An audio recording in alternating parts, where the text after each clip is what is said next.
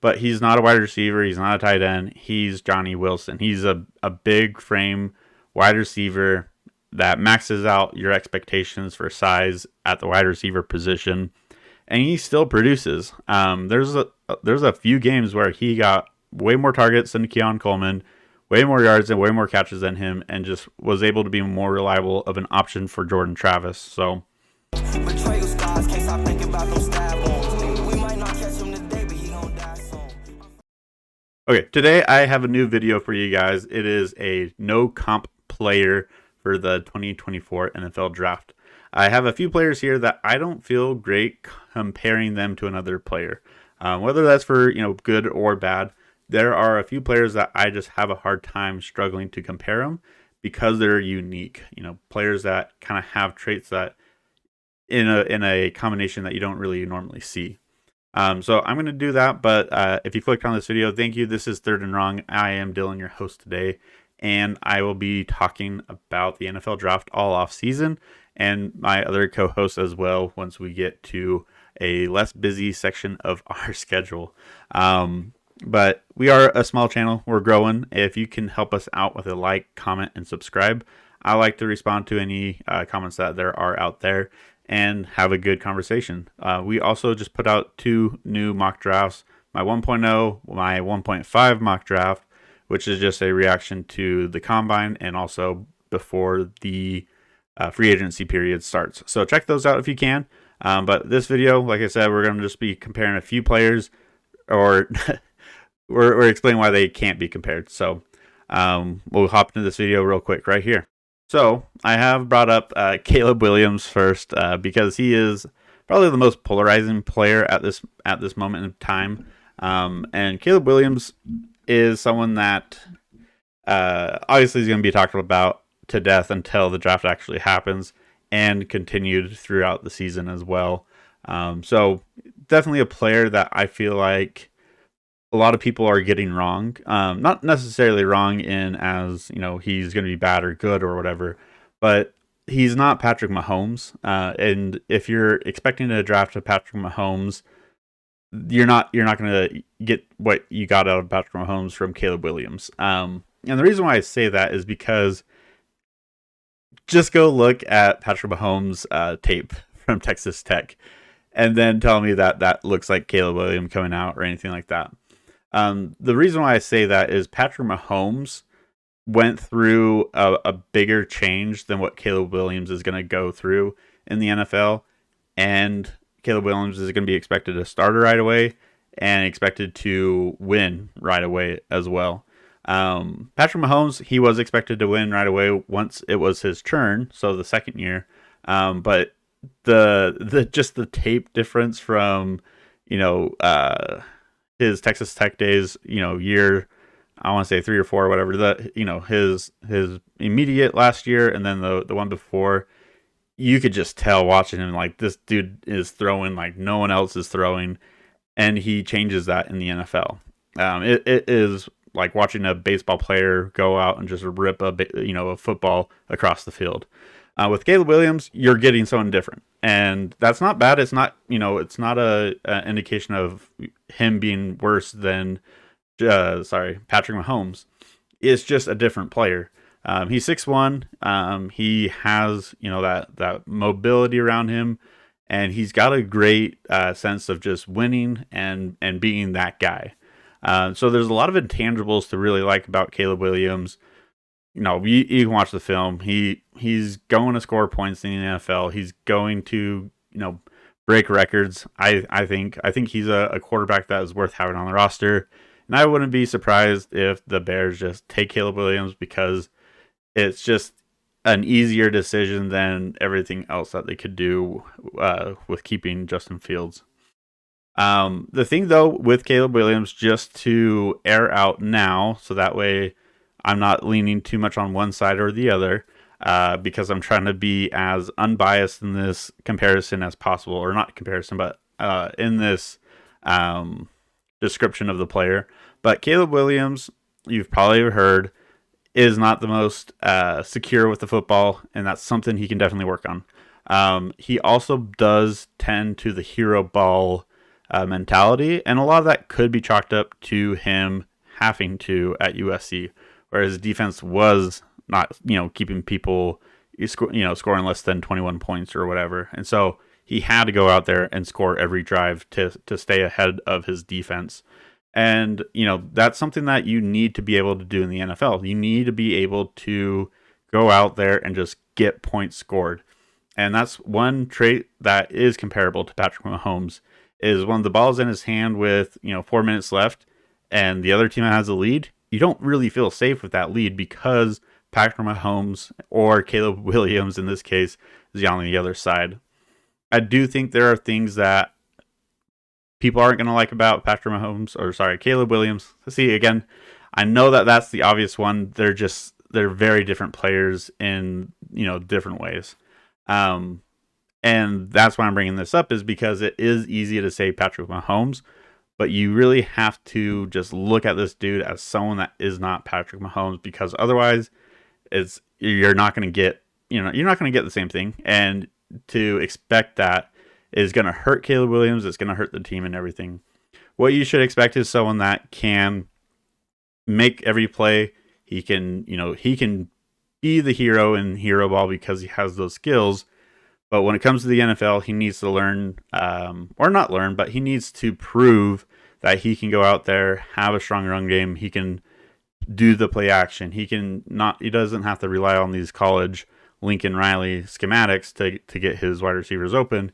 He can, still hit his wide receivers with tighter windows and everything.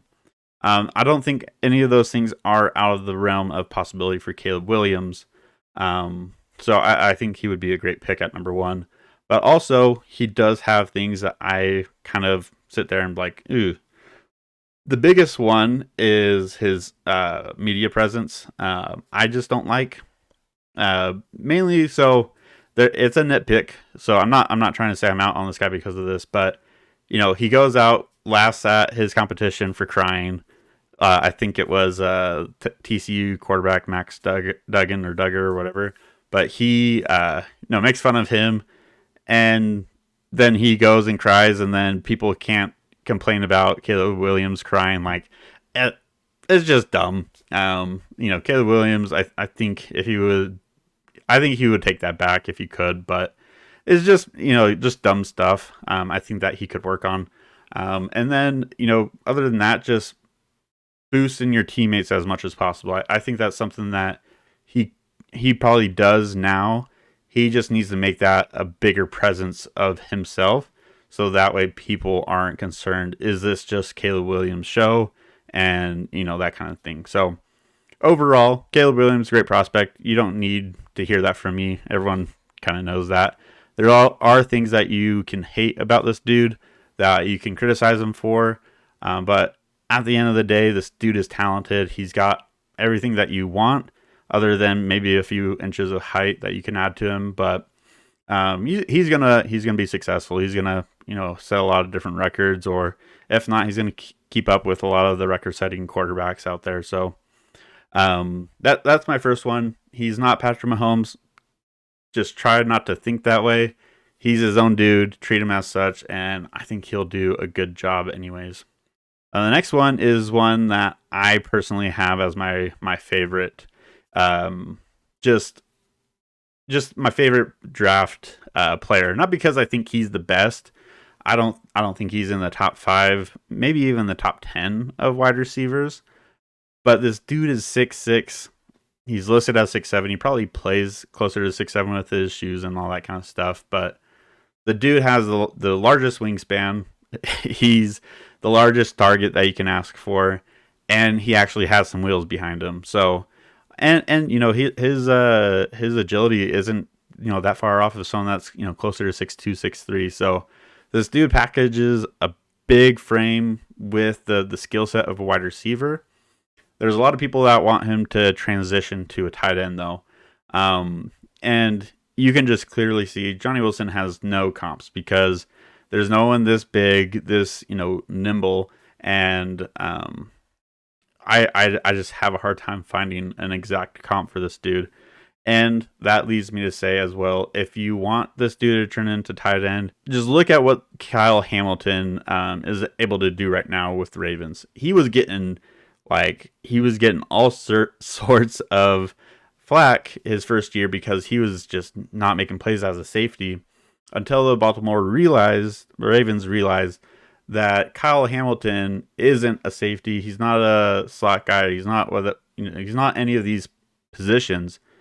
He's Kyle Hamilton, and he makes plays. And that's what I feel like Johnny Wilson can do. He has things to work on, but he's not a wide receiver. He's not a tight end. He's Johnny Wilson. He's a big frame wide receiver that maxes out your expectations for size at the wide receiver position, and he still produces. There's a few games where he got way more targets than Keon Coleman, way more yards and way more catches than him, and just was able to be more reliable of an option for Jordan Travis. So I really like Johnny Wilson. It is my draft crush at the moment, and I think this dude fits the no comp bill for me extremely well, and was the biggest inspiration of doing a no comp video. So I don't know who you would compare this dude to, and I think he's great, and he can be great in the right situation as long as they let him be him and can allow a scheme to function with his skill set. The next one here is Joe Milton. A lot of people will immediately say Anthony Richardson right off the bat. Joe Milton is just a different dude than all that, and this is one where I don't think it's a positive. He has all the arm strength that you want. He's got the mobility that you'd need as well. He's got the size, but the throwing accuracy, like the talent behind the arm rather than the strength, is needing more time. He needs more workshopping on his motion and everything like that. And he also went through the Heupel offense at Tennessee, and that was one of the bigger knocks on the Tennessee quarterback last year, which I'm blanking on his name right now. But it's a gimmicky offense in a way. A lot of just schemed open wide receivers, and so the production there is harder to translate into the NFL. Hendon Hooker is the other guy that took his spot last year, but Joe Milton is going to, intrigue a lot of people because of his arm strength. And if you have a plan for him and a specific role, he's going to be a great player to have in this draft. But I just can't compare him to anyone else, really. Kind of the same thing as you'll hear me, and that's why he's in here. But I think he has potential. He's a day 3 pick. I think the Colts, if it's like 6th, 7th round, why not add this dude as your QB3? You get that extra spot on your game day roster for a quarterback. You keep Gardner Minshew and Anthony Richardson, but this dude is getting in work and is able to, develop under the Colts and with a specific plan of being in the same offense of Anthony Richardson. So that way, when Joe Milton is ready, there wouldn't be much of a change to the offense when he comes in. So there's a lot of teams that can do something similar to that. All right, next here, I got Joe Alt. Honestly, this is the one that I think you could find comps for, but I think overall his complete recruiting profile or just prospect profile is hard to find somewhere else. He's large, 6'8". He's got the right size. He's got the right arm length. This dude is a factory left tackle for the NFL position. And he has the Notre Dame, legacy behind him too, which Notre Dame has a ton of offensive linemen throughout the NFL history, and even currently a lot of NFL players, or a lot of Notre Dame offensive linemen are in the NFL now.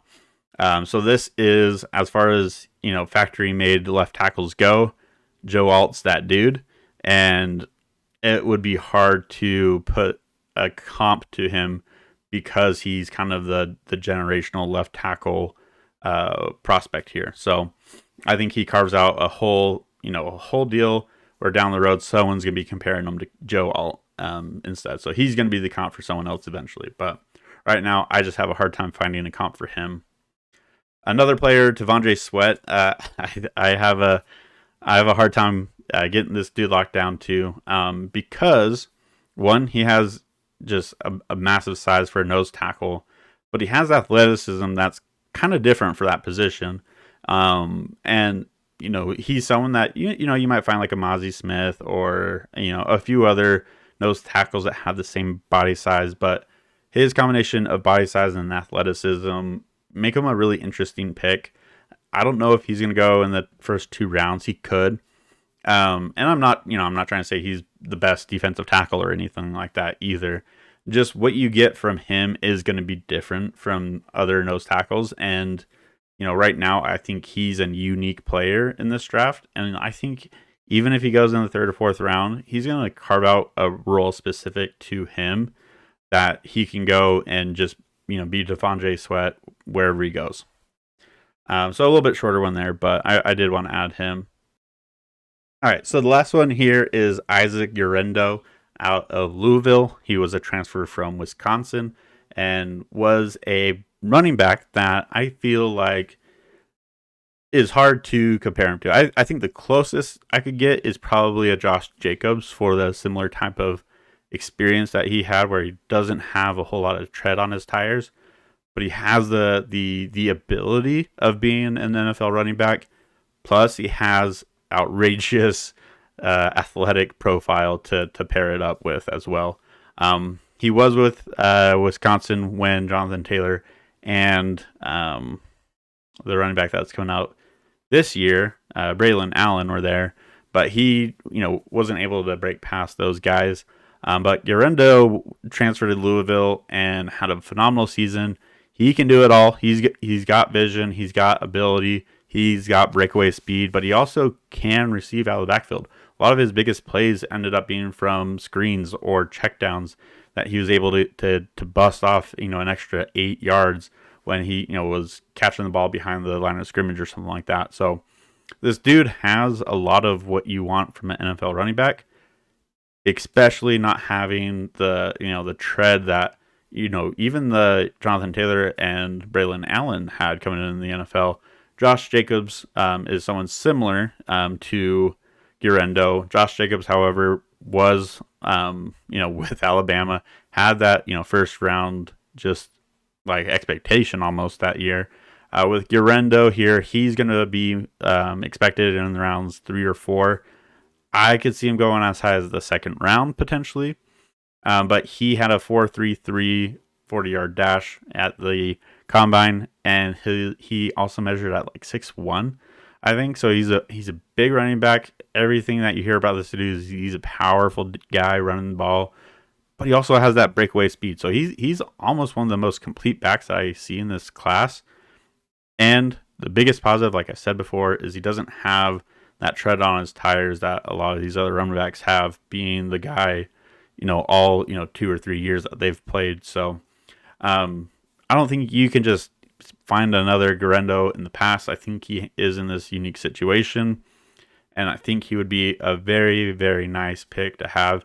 And for all you fantasy football lovers out there, I think he would be a great option to get in the Dynasty League, because even if he doesn't have a great first year as far as like production, because he's behind someone else again, he's gonna break out and he's gonna carve this role for himself, and he's gonna take over carries because he's got these fresh legs. So I really like Guerendo, and I like a lot of these dudes as well. But I would say my biggest draft crushes right now are Johnny Wilson, Isaac Guerendo, just because of the fun nature of them having lower expectations, but with these unique abilities that can elevate them past a lot of people's expectations. So if you appreciated this video, please leave a like, comment, and subscribe. It means a lot to us. We're we're a newer YouTube channel, smaller, and we're trying to grow. We've seen a lot of great responses a lot of the last couple of videos, especially with our mock drafts. So if you haven't checked those out, please do that. But every subscriber really means a lot to us, but every comment too, we like to respond to. So if you can go and interact real quick, we would really appreciate that. But we will put out a lot more videos for the NFL draft offseason. So stay tuned, and you'll get to see a whole lot more.